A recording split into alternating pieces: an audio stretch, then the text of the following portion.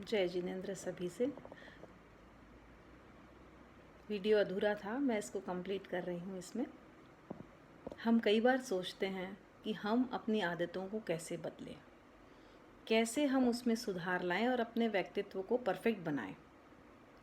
शारीरिक रूप से, मानसिक रूप से, भावनात्मक रूप से भी हम स्ट्रांग बने। बाह्य व्यक्तित्व को बदलना, चेंज करना फिर भी आसान हो सकता है। हम मोटे हैं, हम दुबले होना चाहते हैं, या हम अपने प्रोनाउंसिएशन में चेंज करना चाहते हैं, वो हम फिर भी आसानी से कर सकते हैं। लेकिन जो हमारे आंतरिक व्यक्तित्व का हिस्सा है, भावनात्मक व्यक्तित्व का हिस्सा है, उसको हम आसानी से नहीं बदल पाते। एक छोटा सा एग्जाम्पल, जैसे हम विपरीत परिस्थितियों में कुछ रिएक्शन कर जाते हैं, डिप्रेस हो जाते हैं। अभी कोरोना का टाइम चल रहा है और हम देखते हैं काफ़ी लोगों में डिप्रेशन आ रहा है, घर में बैठे बैठे वो खाली हैं, तो वो कुछ समय का उपयोग प्रॉपर नहीं कर पा रहे हैं, जैसा जिस फ्रेम में वो रहना चाहते हैं वैसा नहीं है, तो पॉजिटिविटी कम होती जा रही है। तो क्या हम ऐसी स्थिति में कैसे स्ट्रांग बने रहें, हम कैसे उसका मुकाबला कर सकें?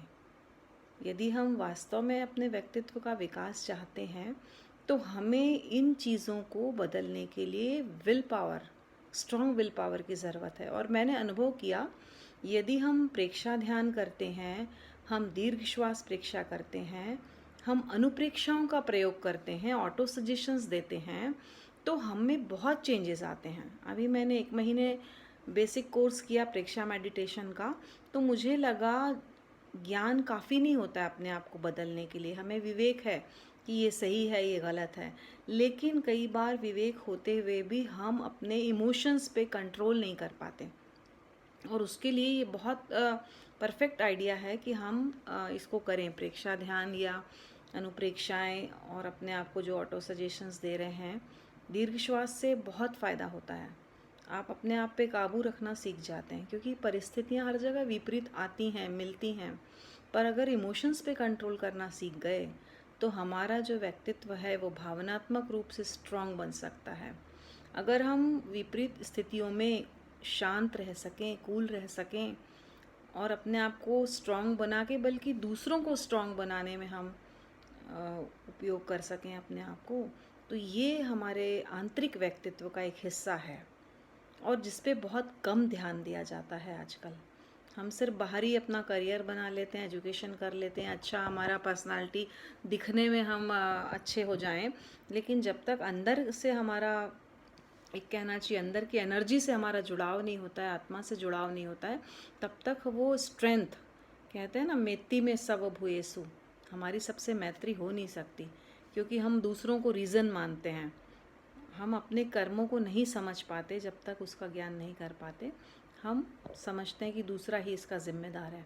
तो बहुत छोटी छोटी चीज़ें हमारी लाइफ में बदलना चाहते हैं, हम उतना भी नहीं कर पाते हैं, तो ये हमारे व्यक्तित्व के विकास में बाधक बन जाता है। तो हमें विल पावर स्ट्रांग करना है, और जो भी हम चाहते हैं पॉजिटिविटी के साथ आगे बढ़ना है। अपने भावनात्मक, मानसिक और शारीरिक जो अपने स्वास्थ्य है उसको स्ट्रॉन्ग बनाना है। पॉजिटिविटी के साथ हम अगर रहते हैं, कहा भी गया है, अगर तुम ठान लो तारे गगन के तोड़ सकते हो, अगर तुम ठान लो तूफान का पथ मोड़ सकते हो, अगर तुम ठान लो तो विश्व के इतिहास में अपना नाम भी तुम जोड़ सकते हो। तो अगर हम ठान लेंगे तो हम ज़रूर अपने व्यक्तित्व को बदल पाएंगे, क्योंकि कोई भी परफेक्ट नहीं है और परफेक्शन की दिशा में हमारी यात्रा निरंतर चलती रहती है। ओम अरहम।